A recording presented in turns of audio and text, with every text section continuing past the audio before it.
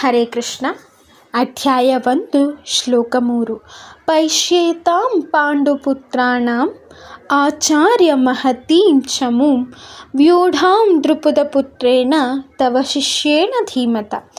ಪೈಶ್ಯೇತಾಂ ಪಾಂಡುಪುತ್ರಾಣಾಂ ಆಚಾರ್ಯ ಮಹತೀಂ ಚಮೂಂ. ಆಚಾರ್ಯರೇ, ಈ ಪಾಂಡುಪುತ್ರರ ಸೇನಾವ್ಯೂಹವನ್ನು ನೋಡಿ, ಈ ಭವ್ಯವಾದ ಸೇನಾವ್ಯೂಹವನ್ನು ನೋಡಿ.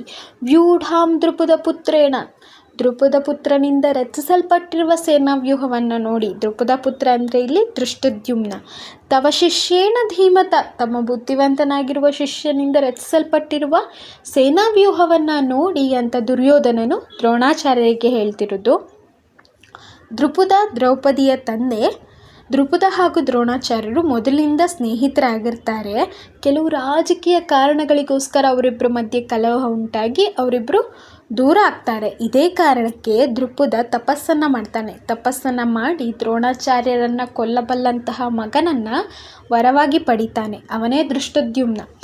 ದ್ರೋಣಾಚಾರ್ಯರಿಗೂ ಸಹ ಇದೆಲ್ಲ ತಿಳಿದಿರುತ್ತೆ.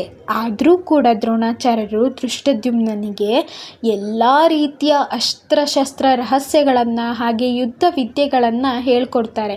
ಯಾಕಂದರೆ ಅವರೊಬ್ಬರು ಬ್ರಾಹ್ಮಣ ಗುರು, ಅವ್ರ ಧರ್ಮ ಆಗಿರುತ್ತೆ ವಿದ್ಯೆಯನ್ನು ಹೇಳ್ಕೊಡೋದು. ಹೀಗಾಗಿ ತಮಗೆ ತಿಳಿದಿರುವಂತಹ ಎಲ್ಲ ವಿದ್ಯೆಯನ್ನು ಸಹ ಹೇಳ್ಕೊಡ್ತಾರೆ.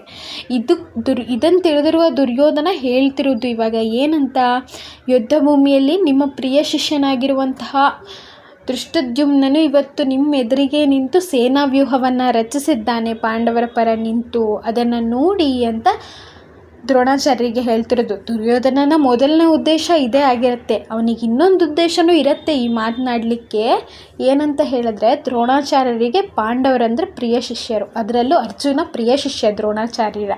ಹೀಗಾಗಿ ಈ ವ್ಯಾಮೋಹದಿಂದ, ಪ್ರೀತಿಯಿಂದ ಎಲ್ಲಿ ಅವರಿಗೆ ಔದಾರ್ಯತನ ತೋರಿ ನಮಗೆ ಸೋಲಾಗಬಹುದು, ಅಂದರೆ ಕೌರವರಿಗೆ ಸೋಲಾಗಬಹುದು ಅನ್ನೋ ಭಯದಿಂದ ದುರ್ಯೋಧನ ಈ ಮಾತನ್ನು ದ್ರೋಣಾಚಾರ್ಯರಿಗೆ ಹೇಳ್ತಿರೋದು. ಇದನ್ನು ಶ್ಲೋಕ 3ರಲ್ಲಿ ಪ್ರಸ್ತಾಪಿಸಿದ್ದಾರೆ. ಹರೇ ಕೃಷ್ಣ.